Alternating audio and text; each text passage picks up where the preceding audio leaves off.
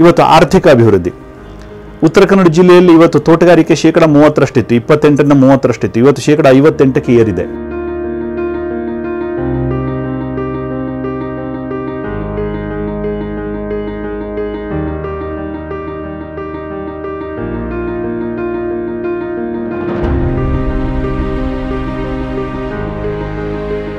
ರಾಷ್ಟ್ರೀಯ ತೋಟಗಾರಿಕಾ ಮಂಡಳಿ, ರಾಷ್ಟ್ರೀಯ ತೋಟಗಾರಿಕಾ ಯೋಜನೆ ಇದು ಎಲ್ಲದನ್ನು ಸಮಗ್ರವಾಗಿ ಬಳಸಿಕೊಂಡು ಇವತ್ತು ಈ ಪ್ರಮಾಣದಲ್ಲಿ ತೋಟಗಾರಿಕೆ ಅಭಿವೃದ್ಧಿ ಆಗಿದೆ.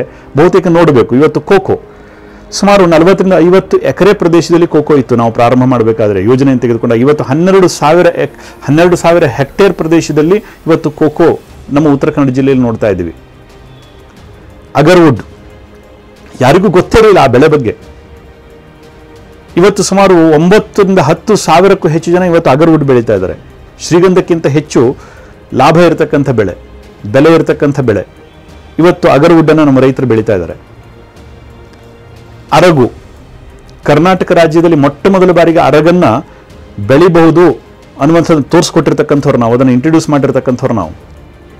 ಇಡೀ ದೇಶದಲ್ಲಿ ಅರಗು ಇದೊಂದು ಅರಣ್ಯದ ಉಪ ಉತ್ಪನ್ನ ಆಗಿತ್ತು. ಆದರೆ ಅರಗನ್ನ ಕೃಷಿಯಾಗಿ ನಾವು ಬೆಳಿಬಹುದು ಅನ್ನುವಂಥದ್ದನ್ನು ತೋರಿಸ್ಕೊಟ್ಟಿರ್ತಕ್ಕಂಥದ್ದು ನಾವು.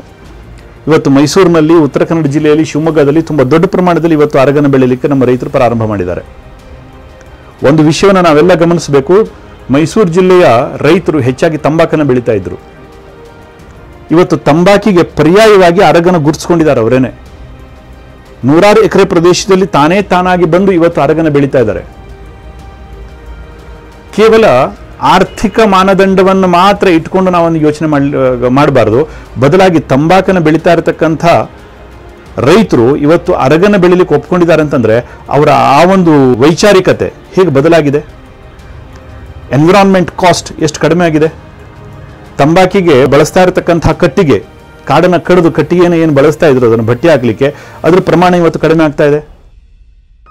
ಸೋಷಿಯಲ್ ಬೆನಿಫಿಟ್, ಹೆಲ್ತ್, ಇದೆಲ್ಲದನ್ನು ನಾವು ಸಮಗ್ರವಾಗಿ ಪರಿಗಣನೆ ಮಾಡಬೇಕಾಗುತ್ತೆ. ಅದಕ್ಕೋಸ್ಕರ ಅಭಿವೃದ್ಧಿ ಅಂತಂದ್ರೆ ಕೇವಲ ಮೂಲಭೂತ ಸೌಕರ್ಯಗಳಷ್ಟೇ ಅಲ್ಲ, ಜೊತೆಗೆ ಆರ್ಥಿಕ, ಸಾಮಾಜಿಕ, ಸಾಂಸ್ಕೃತಿಕ ಈ ಎಲ್ಲ ರಂಗಗಳಲ್ಲಿ ಅಭಿವೃದ್ಧಿ ಆದರೆ ಮಾತ್ರ ಅದಕ್ಕೊಂದು ಅಭಿವೃದ್ಧಿ ಅಂತ ಕರೀತಾರೆ. ಅದಿಲ್ಲ ಅಂತಂದ್ರೆ ಒಬ್ಬ ಮನುಷ್ಯನಿಗೆ ಕೈ ಮಾತ್ರ ದೊಡ್ಡದಾಗಿರುತ್ತೆ, ಕಾಲು ತಲೆ ಚಿಕ್ಕದಿರುತ್ತೆ, ಅದಕ್ಕೆ ಸಮಗ್ರ ಅಭಿವೃದ್ಧಿ ಅಂತ ಕರೆಯುವುದಿಲ್ಲ. ತಲೆ ಮಾತ್ರ ದೊಡ್ಡದಿರುತ್ತೆ, ಕಾಲು ಕೈಗಳು ಸಣಕಲಾಗಿರ್ತವೆ, ಅದಕ್ಕೆ ಅಭಿವೃದ್ಧಿ ಅಂತ ಕರೆಯುವುದಿಲ್ಲ. ಸಮಗ್ರ ಅಭಿವೃದ್ಧಿ ಆಗಬೇಕು.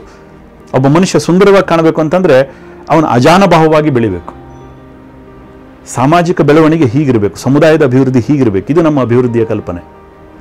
ಇದಕ್ಕೋಸ್ಕರ ನಮ್ಮ ಪ್ರಯತ್ನ ನಡೆದಿದೆ.